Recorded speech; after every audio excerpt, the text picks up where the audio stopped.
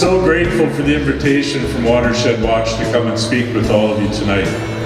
To be able to stand and recognize some amazing people that have done amazing work for a very long time. I'm here to speak to support for Watershed Watch and what they've achieved in 20 years. I think it's amazing.